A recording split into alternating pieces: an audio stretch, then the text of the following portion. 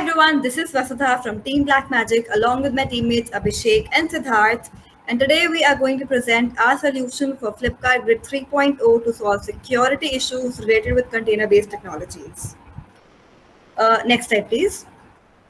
So yeah, when we researched about the security related threats, we realized that there are a number of factors responsible for that, out of which we will be dealing with two of them. First, improving the security of application within the container, and second, controlling the malicious behavior related to it. Okay, so we have done these things according to the software development life cycle. We have divided a project into three phases. First is setting up requirements. Second is monitoring a system in real time. And third, maintaining a system after the initial setup. Next slide. Okay, so this is like the first phase. Here, the developer will use the Dolos CLI and will pass a Docker file to it. Then the file is basically sent to Trivy, which is a cloud-based solution to find common vulnerabilities in the images. And finally, this step makes the user aware of the vulnerabilities that are there in the image, and it gives the user an option that whether he or she wants to continue with that or not. So let me go to the demo for this thing. So in this demo, I'll actually use the Dolos command, Dolos CLI, which is installed on my system, to build a Docker image. Let's try that. Dolos. It's a wrapper around Docker. So it's not any, few of the Docker commands right now, they work. We are planning to cover all the Docker commands so that it's seamless for you. So I do Dolos build with the Docker file. And you can see I find that it showed me a lot of information all in a very short amount. Let's go a bit up and we can see what just happened. So Dolos build Docker file actually went through this Docker file and found out that it uses the image for Golang 1.15 Alpine. It used Trivy to find out the vulnerabilities and it analyzed the vulnerabilities and showed them in a easy to read manner. So as you can see, we have two critical vulnerabilities and two high vulnerabilities. And these vulnerabilities are mentioned here.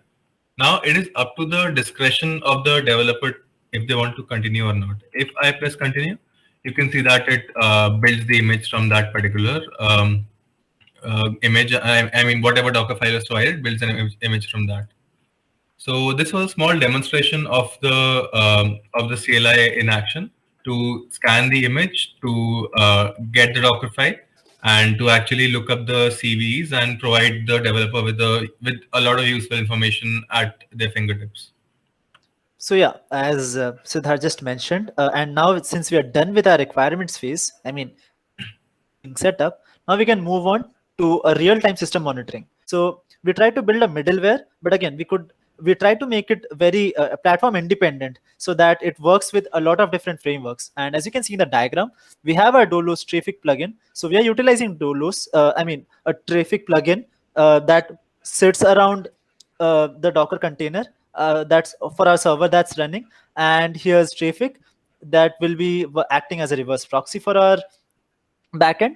And that's the web server Dockerized. And this is the leak server, which will be leaking out all the secrets and everything. So again, after leaking, and we have this credential store, as you can see, that Siddharth is pointing out, and this credential store will be responsible for handling all the secrets. And again, we have Slack in our part where we'll be sending back user the information regarding the different leaks. So it will be our point of communication with the user in order to notify him for whatever things would be happening for his server in real time. So yeah, can we move on to the next slide? Yes, so let us see a small demo of this particular phase. So this particular phase actually requires a bit of setup, and while I do that, Abhishek will be explaining what I'm trying to do. Okay, so as you can see right now, we have this find find.command terminal running, and we are the command that Siddharth is right now putting out, it's Dolos find 3. So this find stands for, it's basically used to find all the secrets that are there on our server. So Dolos automatically selects all the secrets that might be stored in your env files, and that 3 is for depth. So you can like find it up to a depth of 3 or something. And based on that, you could automatically, it just creates a folder in our system right now, and we can like change the configuration later. But for current use spaces, it's stored in .dolos on our home directory, and in credential.json, as you can see, these are the secrets that our current server was utilizing. Yeah, sure. So we have made a small server written in Go, which runs on port 8081, which actually intentionally leaks the same secrets that are provided in a centralized credential store. So what we're trying to do over here is, if you go back to the structure, the Traefik plugin, the Traefik, which is acting as a reverse proxy to this particular server, is running on 8081. It's also interacting with the plugin, which is also running over here with the reverse proxy itself as a middleware, and it's trying to interact with the leak server, which is also running on port 8000 over here. This leak server actually checks the response bodies coming from this plugin actually transfers the response bodies coming from the web server to the leak server, and the leak server then analyzes the response bodies for possible credential leaks, and then informs the team on Slack, and also tries to block the response from coming. So let's just go to the Traefik dashboard and see what's happening. We have Traefik set up at port 8080, where we can see the dashboard, and we have the entry point to our web server at port 8001, which is the HTTP entry point. If I go to the entry point, you'll be able to see that first of all, it goes to the router, it then goes to the middleware, and it then transfers everything to the leaker service, and then the leaker service returns some responses. So while I show this demo, Abhishek will be able to explain it much better.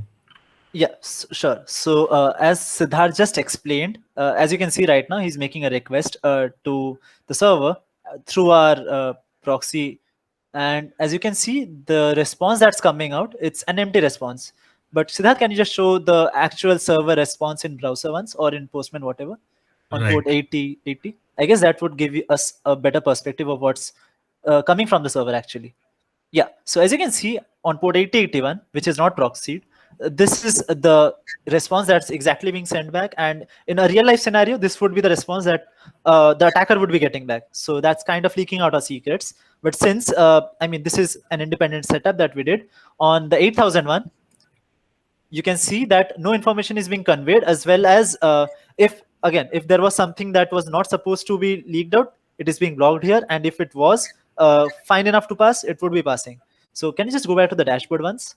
So what we thought of was not focusing on what the attacker was sending, and instead focusing on what we are sending back. So this middleware does not work on the request part, it works on the response part of the leaker, which is very essential in order to just make sure that we are not putting out anything out to the outside world. Right. So I'll also show them that Dolos reports was set up as a webhook, and it shared with the team that a leak has been detected at this particular endpoint. And right now the endpoint wasn't cached, and the possible secrets being leaked.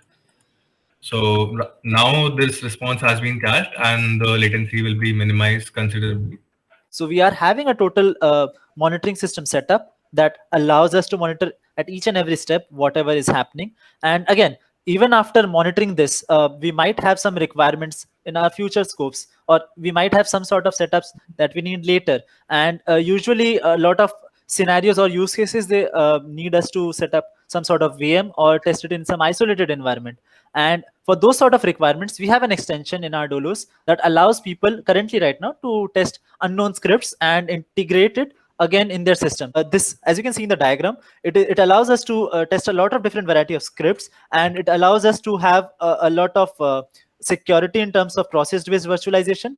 Sure. Let's start with the demo while Abhishek explains about this a bit more.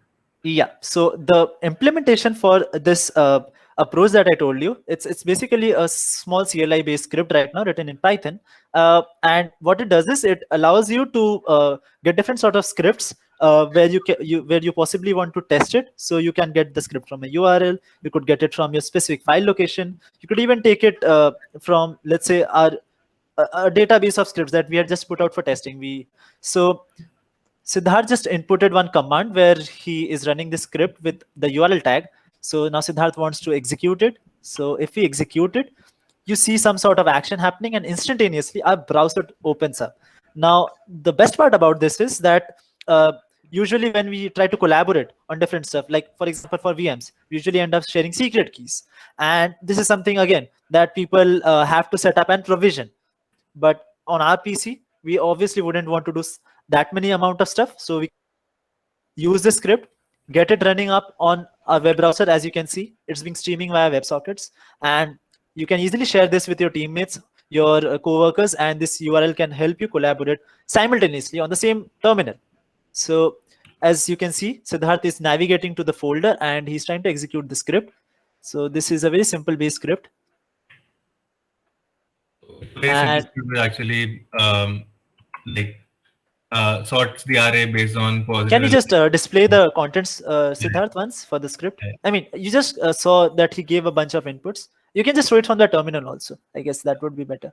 Okay, I can actually do a cat command over and show that it's the same Yeah, script. I mean, this is a full terminal that's exactly running on your browser, and this would be very useful for scenarios where you want to do remote collaboration, or even if you just want to perform stuff concurrently and simultaneously.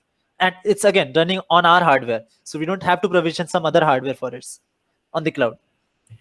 Correct. So it's basically a small DSA script where it's a solution for a DSA question, a very common DSA question where we have to sort an array where the positive element should come first and the negative element should come at the end of the array.